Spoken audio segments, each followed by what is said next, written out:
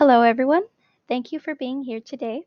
My name is Aurora, and I will be presenting on disaster planning, specifically to prevent the loss of medical information. Let's get started. The catalyst for this topic was Hurricane Katrina and its effects on the healthcare system in Louisiana. On August 26, 2005, a state of emergency was declared for Louisiana. With the rush to evacuate, many people left behind important documents, medications, and other essential items. This includes patients who were moved to other facilities without their medical records. Suddenly, other healthcare systems were inundated with patients on whom they didn't have any medical records, which caused an interruption in care.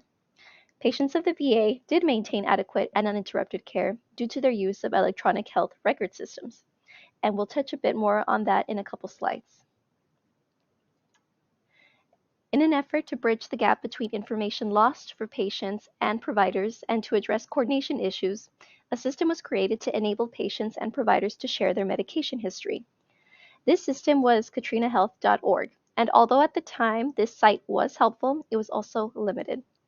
At the time, healthcare systems relied heavily on paper medical records, many of which were destroyed during the hurricane. So, patients who were unable to recall their medical or medication history could not utilize this website, leaving a gap in information and care for these patients. Due to the weather destroying many medical records, other healthcare systems at the time struggled to transfer patient medical records while also dealing with the disruption in treatment for thousands of patients. On the other hand, the VA was able to quickly provide access to veterans' electronic health records to VA providers. They were able to restore access to records for 40,000 veterans living in the New Orleans area within days, a feat that took years for private sector healthcare systems to achieve. So now we'll talk about a preparedness plan to prevent medical information loss. While disasters are usually unexpected, healthcare organizations should have a plan that anticipates frequently occurring and expected problems and outlines the coordination for responses and recovery to address them.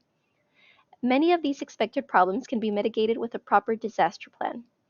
Disaster plans also work best when employees are familiar with their role in the plan, which is why frequent reviews of the plan and practice drills are important to better prepare employees for the real thing. The disaster plan components we will discuss today are preparedness, response, and recovery.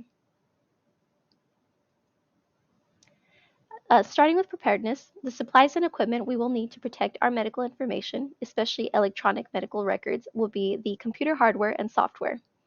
This includes the physical components such as desktop computers, tablets, phones, and the operating systems they use. Next will be the facility's EMR system. An example of this can be Epic or Cerner. Off-site server locations with the intent of having them in a location where the disaster is not affecting the area. We can establish a hot site that is fully equipped with duplicate hardware, software, and data as the facility. And lastly, a backup generator for the facility and offsite servers that can establish an uninterruptible power supply. The second component of preparedness would be establishing an emergency communication system. Emergency contact information should be available to all staff for the purposes of disaster communication. This information should be established upon hire and updated frequently to ensure the most up-to-date data during a disaster.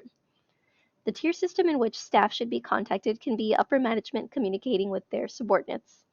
An example of this can be the Chief Information Officer contacting the Director of Informatics, who then communicates with the department managers and they communicate with their staff, and so on.